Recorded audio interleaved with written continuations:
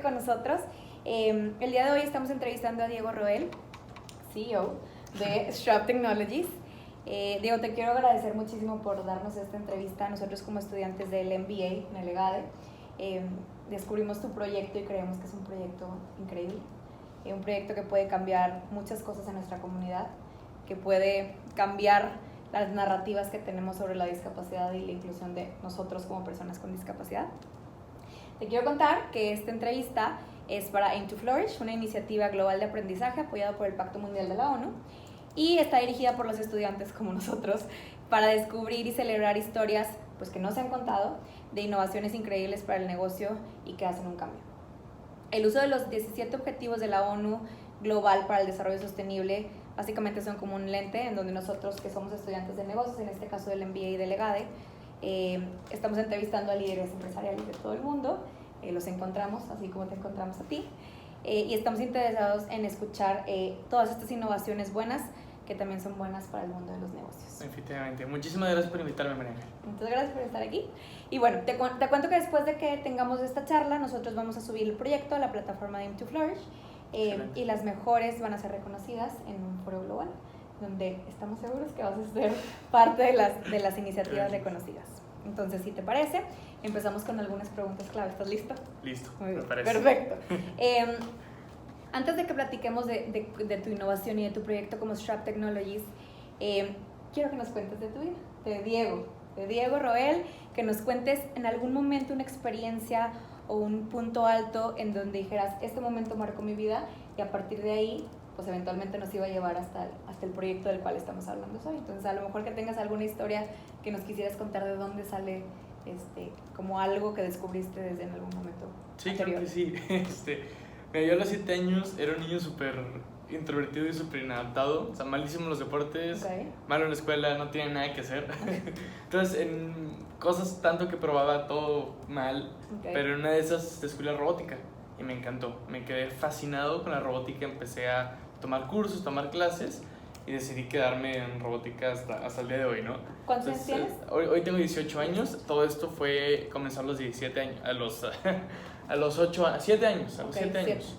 Estuve estudiando robótica 3 años y a los 10 años recuerdo muy bien cómo iba con mi mamá en un supermercado y a lo lejos vi una persona con un andador y sin movilidad en un brazo. Y bueno, yo vivía como una burbuja de un niño de 10 años donde todo era bonito, no tenía ni idea de que podría ser una discapacidad. Entonces me llama mucho la atención esta persona y le pregunto a mi mamá y me comenta que tenía una discapacidad motriz.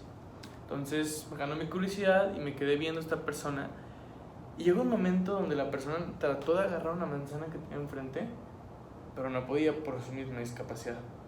Entonces ese momento mi burbuja se reventó y yo quedé en shock.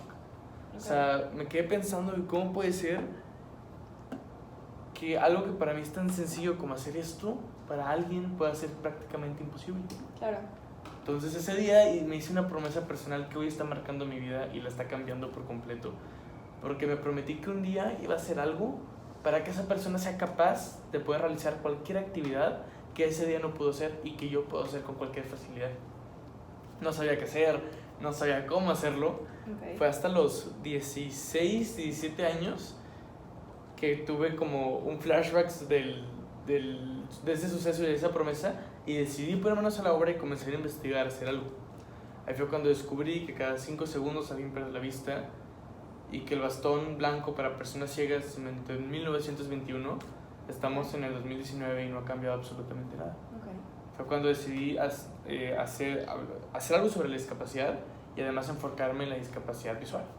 Y algo súper interesante que nos pareció muy interesante de tu proyecto es entender que tú no eres una persona con una discapacidad y decidiste, algo que me platicabas era que decidiste enfocarte en un proyecto que tiene que ver con temas de discapacidad sin tenerla, pero con ayuda y con un soporte importante de la comunidad de personas ciegas, ¿correcto? Sí, correcto.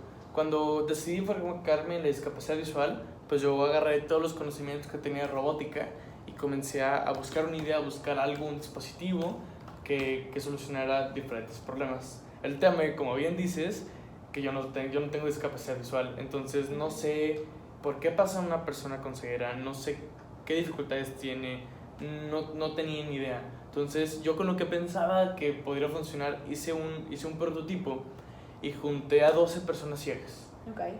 Y para hacer un video, para hacer testimonios, para ver qué opinaban. Y bueno, nos dieron una lista gigante de cosas que cambiar, como por ejemplo, les dábamos instrucciones por el oído, pero todos me dijeron, ¿qué estás haciendo? Yo uso el oído para todo, o sea, para saber si hay alguien en el cuarto, uso el oído. Exactamente. Entonces no podían oído, entonces fue cuando teníamos que cambiarlo. Entre esas fueron 500 correcciones, pero al mismo tiempo se entendía el concepto y hacia dónde queríamos llevar el funcionamiento y les encantó. Entonces nos dieron un montón de retroalimentación y eso ha sido clave para poder llegar a donde estamos hoy. Y yo creo que tu proyecto es clave en el sentido ese. ¿Te has asegurado de que haya la representación de la comunidad a la que haces por algo? El lema de las personas con discapacidad, de la Convención de los Derechos de las Personas con Discapacidad es nada sobre nosotros y nosotros. Y creo que este es un caso en que lo has aplicado muy bien. Yo creo que quienes nos están viendo quieren saber exactamente entonces qué es Strap, que lo describamos y que platiquemos un poquito. Entonces, platícanos qué es Strap, a fin de cuentas, ¿no? Claro, mira, Strap Technologies es una empresa de tecnologías que está revolucionando por completo cómo las personas ciegas exploran el mundo. Okay. Desarrollamos el primer reemplazo total al bastón blanco para personas ciegas y lo convertimos en un wearable en el pecho que detecta cualquier tipo de obstáculos en el entorno de la persona. Como un tipo arnés. Exactamente, es un arnés, una especie de tirantes y una banda alrededor del pecho. Y tiene un montón de sensores, inteligencia artificial y algoritmos de detección de obstáculos. Entonces podemos saber cualquier tipo de obstáculo con el que la persona pueda colisionar, desde escaleras, baches, bordes. ¿Incluyendo en el área de los pies? Pies, pecho, cabeza, absolutamente todo. Desde sillas hasta escaleras, hasta abismos, bordes, mesas, personas, vidrio, cualquier cosa. Y la avisa el usuario por medio de vibraciones en el cuerpo cuando va a chocar con algo. Dependiendo en qué posición del cuerpo vibra, quiere decir qué tipo de obstáculo y dónde está el obstáculo al que se enfrenta.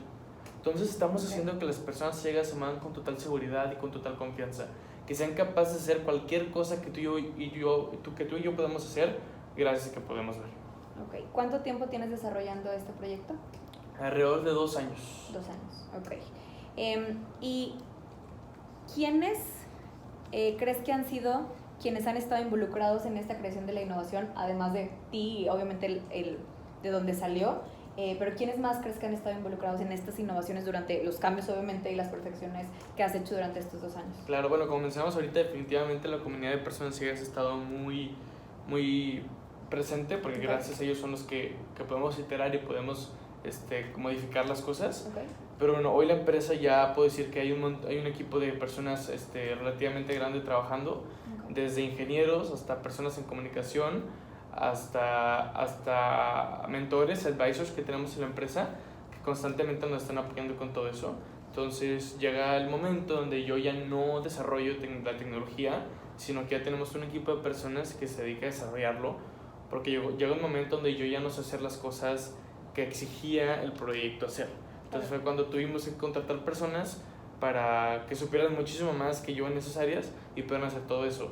Recién recibimos inversión de 2 inversionistas de Monterrey y uno de Estados Unidos, y gracias a eso hemos podido formar este equipo y todo este respaldo que hay alrededor.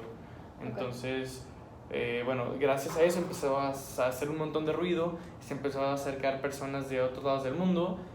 Tenemos 8 propuestas de distribución en diferentes países, 2.100 preórdenes de personas de México y del mundo.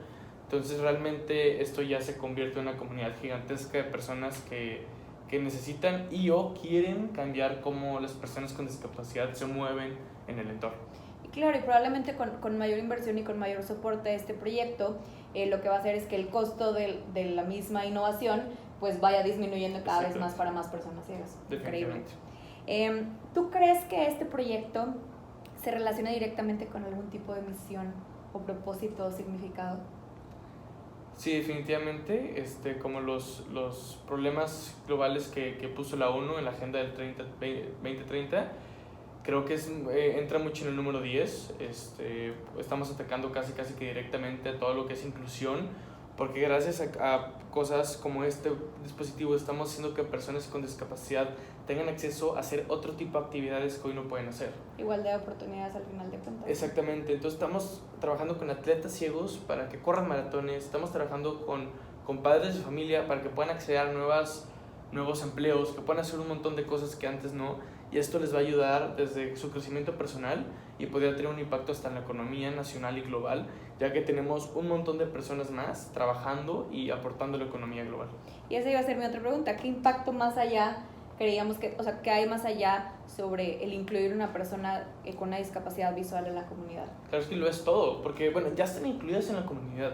El problema es que a veces no tienen la capacidad de hacer ciertas actividades.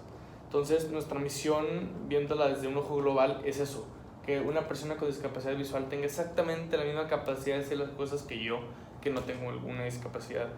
Entonces, esto tendría efectos gigantescos en todos los aspectos. Claro.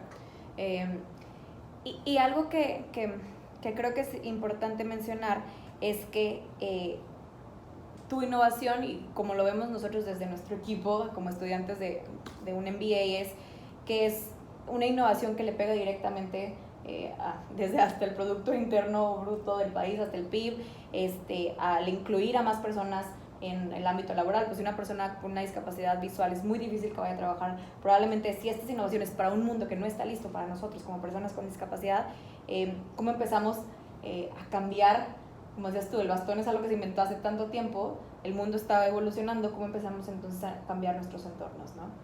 Y como última pregunta, yo te quisiera preguntar y hacer un ejercicio, que qué pasaría si, por ejemplo, hoy que tienes todo este tema de Disrupt Technologies y de repente hoy te vas a dormir y despiertas en un sueño muy profundo, 10 años después, te despiertas, ¿qué crees que habrá cambiado gracias a que Strap estuvo todo este tiempo que estuviste dormido? ¿Qué crees que habrá cambiado en el mundo de aquí a 10 años? 10 años. Yo esperaría que no solamente sean las personas con discapacidad visual las que tienen esta capacidad de autonomía, sino que se extiendan más discapacidades en 10 años. Vayamos a un montón más de discapacidades para lograr el mismo objetivo. Que todos en el mundo tengamos la misma capacidad de hacer exactamente las mismas cosas sin importar si alguien tiene algún tipo de discapacidad. Entonces yo vería esto como algo global y no solamente la ceguera, sino algo que se va a expandir a muchas más discapacidades, porque la discapacidad visual no es la única que necesita ayuda. Hay un montón de discapacidades que no tienen la atención suficiente y necesitan que alguien responda al respecto para lograr esta autonomía. Perfecto, pues muchísimas gracias. Obviamente es un honor haberte tenido en esta entrevista y realmente haberte elegido y estar detrás de tu proyecto, porque realmente creemos que es un proyecto que puede cambiar muchísimas cosas. Y además que es un orgullo también saber que jóvenes mexicanos, porque realmente eres muy joven, puedan tener esta visión de poder hacer pues un mundo más sostenible para todos. Muchísimas gracias, María Ángela, un gusto. Muchísimas gracias.